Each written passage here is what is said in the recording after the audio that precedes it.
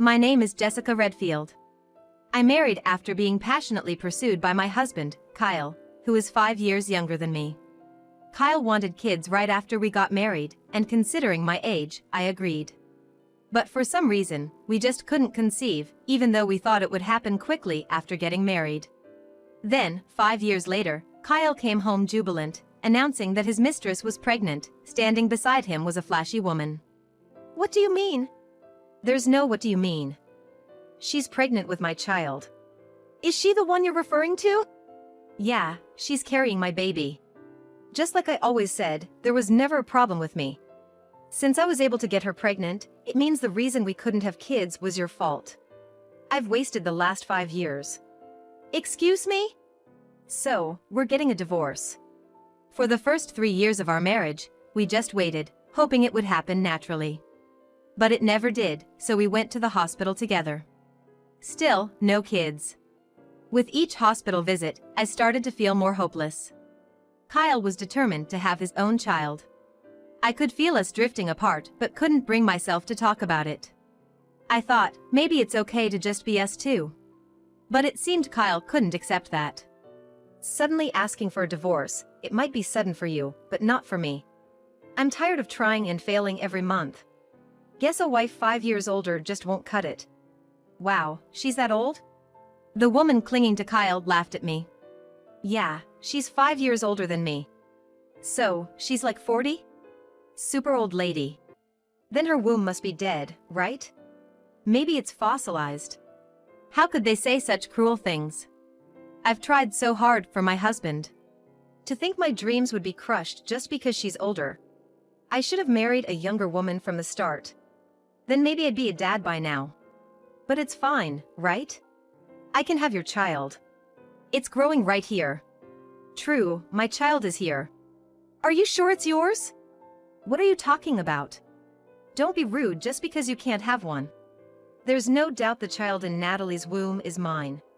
Don't say crazy things just because you can't get pregnant. I see. So, here's the divorce papers. Kyle said, placing the divorce papers in front of me. His name was clearly written on them. Even the witnesses' names were filled out, so thoroughly prepared. The witness section is filled out too, huh? Yeah, once you sign it, it can be taken straight to the office. I see. But it's not certain that I'll sign it. You're planning not to sign it? Listen, you're defective. How long do you plan on clinging to Kyle? Don't you feel sorry for him? If you really care about him, you should cleanly step away. That's right. Natalie actually cares about me. Unlike Jessica, who never thinks about me. How low can you get? I'm thinking about you. That's why I'm considering not getting a divorce. You're not thinking about me, you're only thinking about yourself and your life. If I'm gone, you'll immediately struggle with living. That's not necessarily true. I work too, you know. But without me, you'll never be able to remarry. No man would want to marry an old woman like you. So you think that way? Of course. I feel cheated by you. I wanted children, but the one thing I wanted most, I couldn't have because of you. It's all my fault, then? Yes, it's your fault. You know it from the hospital tests. They showed I had no problems. So, the problem is with you. You're infertile. So I'm infertile. That's what you thought. What else am I supposed to think? If it wasn't me, then it had to be you.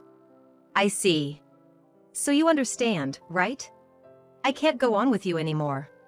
Just sign this and let's end it. For the sake of the child in her belly. Yeah, hurry up. An old, infertile woman is useless. Having heard all that, I had no choice but to sign. So, I picked up the pen and wrote my name. I'm looking forward to having your child. The woman leaned on Kyle and said this, making him happy. After finishing my signature, Elle pushed the paper towards Kyle, muttering, "Well, it can't be helped." The two of them left the house joyfully with the divorce papers in hand. The house I had lived in for 5 years suddenly felt empty and sad. It felt like an empty nest. But 2 years later, I stood in front of a cheap apartment, holding a baby. The apartment was old, with doors rotting and wood peeling off here and there. I smiled slyly and headed for the door marked 102. Just then, the door of 102 opened and a man came out. He looked exhausted, as if he was going to work at that hour. "Are you heading to work now?" When I spoke to him, he looked at me puzzled. "Who are you?" "It's Jessica. Your ex-wife." "My ex-wife? Are you going to work?" "You used to wear a suit, but now it's work clothes." "Ah, yeah. You used to wear a suit, but now it's work clothes." "Yeah, the company went bankrupt. Now I work in a factory." "I see, that's tough." "It's for the family. It's not that bad." Perhaps worried by Kyle's delay, Natalie, his lover from that time, peeked out from the room. She looked drastically different from 2 years ago.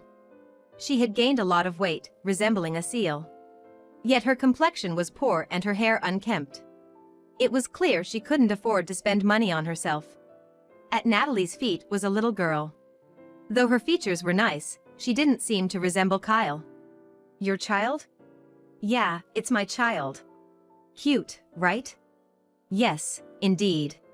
Quite adorable." "The child you're holding, whose is it?" "Oh, it's my child." "You're lying, right? Did you borrow a child just to tell such a lie?" "If you think it's a lie, then so be it." "You were infertile, weren't you?"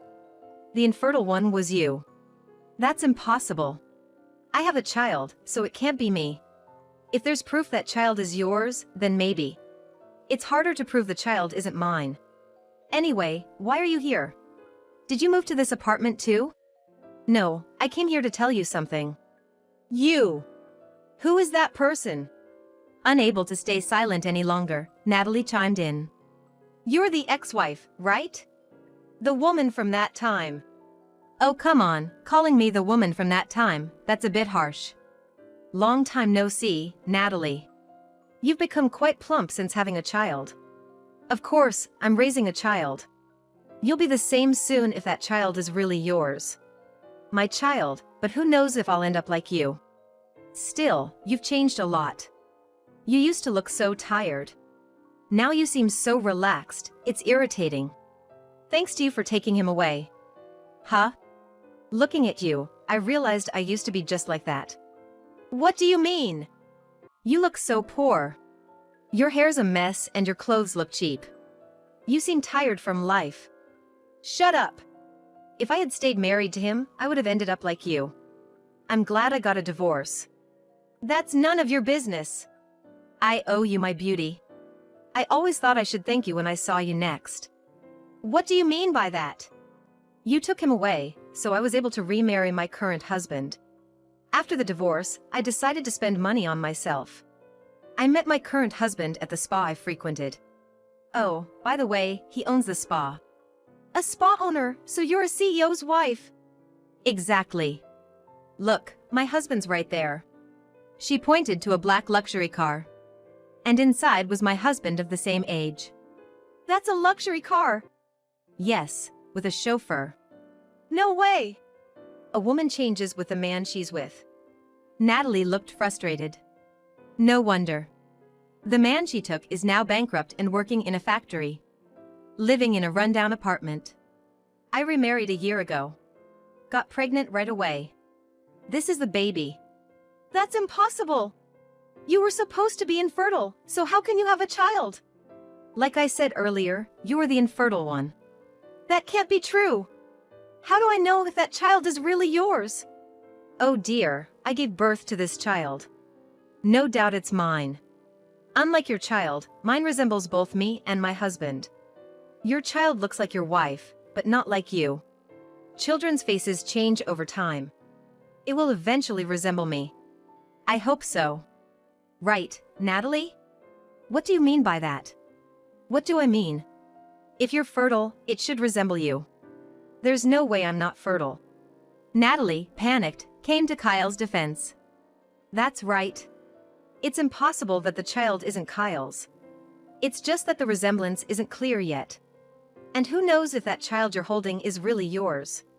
Maybe you just borrowed it to show off. Who would lend a child just for that? It's probably just a coincidence that they look alike." That's when Kyle seemed to realize something. You said I was infertile, but how can you say that? Let's go back to that, shall we? I'll tell you.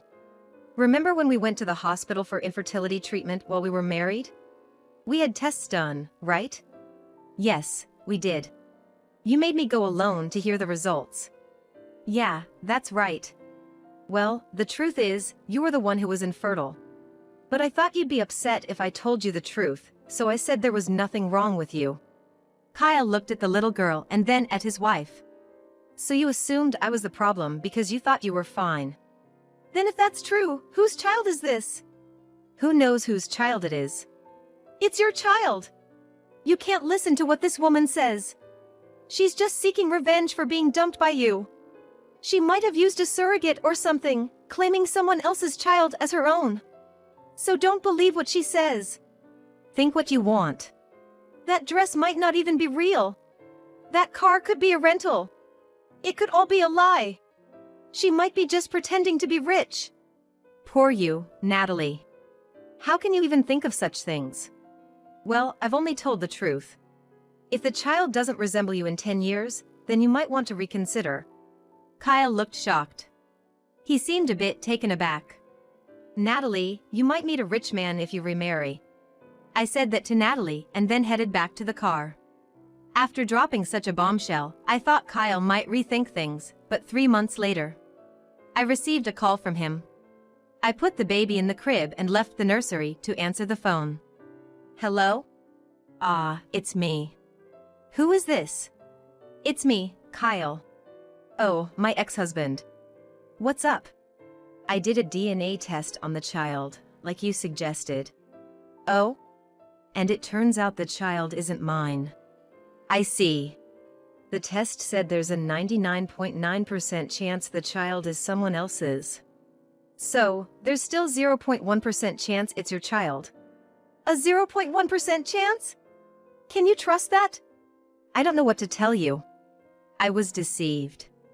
Well, you were easily fooled when she said she was pregnant with your child. I thought I was fertile. Of course, I believed it when she said she was pregnant. Then you should keep believing it. How can I believe it now that the results are out? What do you want me to say? It's a problem with your family, not mine. So I asked my wife. That's brave of you. And she confessed. She said the child isn't mine, but she doesn't know whose it is. What a story. She said she was with another man at the time and thought it would work out since I wanted a child. Exactly. It all went according to her plan. Indeed. So now that you know, what will you do? Divorce? That's obvious. What will you do about the divorce? The child thinks you're her father. I have no choice but divorce. She's been deceiving me the whole time. She may have deceived you, but the child hasn't. Why not turn a blind eye and be a father? You wanted a child so much. It doesn't have to be your bloodline. How can I love a child whose origin I don't even know? Would you love the child if you knew whose it was? No, that's not it either. You wanted a child, right? Or did you just want your own bloodline? I wanted a child of my own blood. But you don't have a seed, so you can't help it. If you separate now, you'll never be a father again. It's a child born of your beloved wife. Isn't it okay to stay as you are? It's not that simple. You're stubborn. Call it what you want. The divorce is already final. Wow, that was quick. These things are better settled quickly. Well, do as you like. How can I endure a poor life with a child that's not even mine? Your life is poor because your income is low, right? No, I was saving for the child.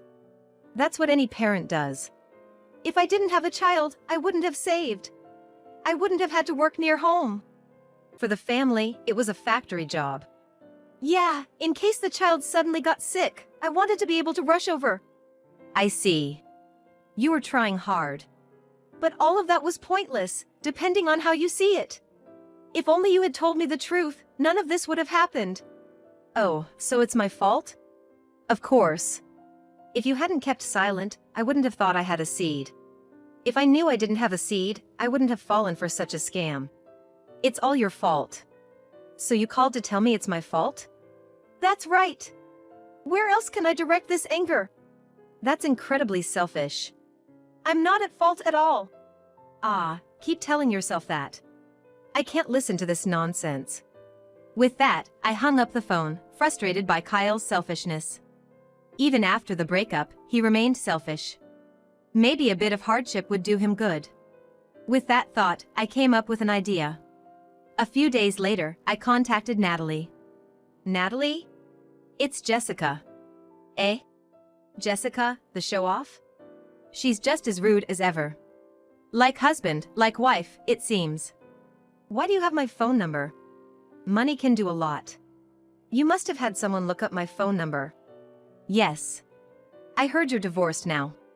Yes, because of someone's unnecessary remarks, he got suspicious and checked. It's all your fault. I can't help what you think. What's done to me, I do back double, no matter how many years pass. That's harsh. Yes, it's sad for the child. Exactly. Even a small income is better than none. The child keeps asking where daddy is. He doesn't understand why he left. Well, it's hard for a 2-year-old. I'm struggling to get him into daycare so I can work. It's all your fault. It's your fault. You're paying for your past fun now. What did you call for? To say that? No. I called to give you some good advice. Good advice? You're struggling, right? Why not claim child support? Child support? Yes. But the child isn't his. It doesn't matter what the truth is, the law sees it differently. How so? Under the law, a child conceived during marriage is presumed to be the husband's child, whether he is the biological father or not. What? Really? Yes. Even if the parentage isn't recognized, child support is still a legal obligation. Interesting. You're struggling, right? Why not claim child support? I might just do that. It may be tough to claim alimony, but child support is a sure thing. It would be a loss not to claim it. Interesting. So there's a law like that? Absolutely. There's no reason not to use it. Why are you telling me this? For the child's sake. You're raising him alone, right? It's obvious you'll struggle. I wanted to help, not you, but the child. Thank you. I'll try it right away. It seems Natalie believed me and decided to claim child support from Kyle. This was my perfect revenge. I wanted to see how low Kyle could go, but expecting too much might be unrealistic. However, when Kyle was cornered, he reached out to vent his frustrations. Hey, Jessica. Oh, Kyle. What's up? You gave Natalie some ideas, didn't you? Ideas? What about? Child support. I said I wouldn't pay since the child isn't mine, but now she's demanding it. I just shared information. She was so uninformed when we met 2 years ago. It seemed cruel to leave her ignorant. For the child's sake. You're meddling too much. Am I? Yes. Now I have to pay $300 a month in child support. My take-home pay is only $1,400, and $300 goes to the child. That leaves me with only $1,100. I can do subtraction, no need to explain. I divorced to avoid a life of poverty, but why do I have to pay for a child that isn't mine? That's the law. But that child isn't mine. Complain to your past self. Your past self's foolishness is to blame. Complaining to my past self won't fill my current stomach. True. What are you going to do about it? Complain to the law, not me. I didn't make it. And remember, you chose that woman. I know. I just don't have the money. I understand. That's why I'm glad I left you. If I'd stayed married to you, I'd be poor too, tiptoeing around you. Ridiculous. Damn, now I'm living in poverty every day. What are you going to do about it? I'm not doing anything. It's self-inflicted. But still, give me money. How did it come to this? And where did your pride go? Pride? That doesn't matter when I'm facing the harsh reality of having no money. You got rich by remarrying after divorcing me, right? Yeah, that's true. So, it's thanks to me that you became rich. Not really. Then give me some money. I'll take $500. No, make it $1,000 a month. Your demands are increasing, huh? Look, you can say whatever you want, but I told her about child support because I wanted to get back at you for what you did 2 years ago. My revenge was a huge success. Help me out, will you? Kyle kept begging for help, but I had no intention of helping him, so I hung up the phone and blocked him. Afterward, Kyle apparently started doing extra jobs in addition to his factory work to pay the child support demanded by Natalie. He seemed to be in a worn-out state, barely able to do his job properly. Moreover, since he must pay child support until the child graduates from college, it looks like his poor life will continue for a while. Kyle, desperate for money, moved from a 2-room apartment to a cheaper, so-called haunted place. Despite rarely being home, he experiences unbelievable and terrifying phenomena whenever he is there. This has led him to a point where he barely lives in the apartment he rents, questioning the purpose of even renting it. Such is his daily life, filled with fear and confusion. As a result, he often stays at motels, incurring extra costs. What a mess. Natalie, on the other hand, is using the child support money not for the child but to try and connect with rich men, imitating what I did. She goes to beauty salons but remains unchanged in her hefty appearance, and no man seems to approach her. Hence, she hasn't been able to escape her impoverished life and is often seen rummaging through discount items at supermarkets. As for me, thanks to my husband, I'm living a life of high quality. I'm enjoying my time playing with my child, making the most of every day.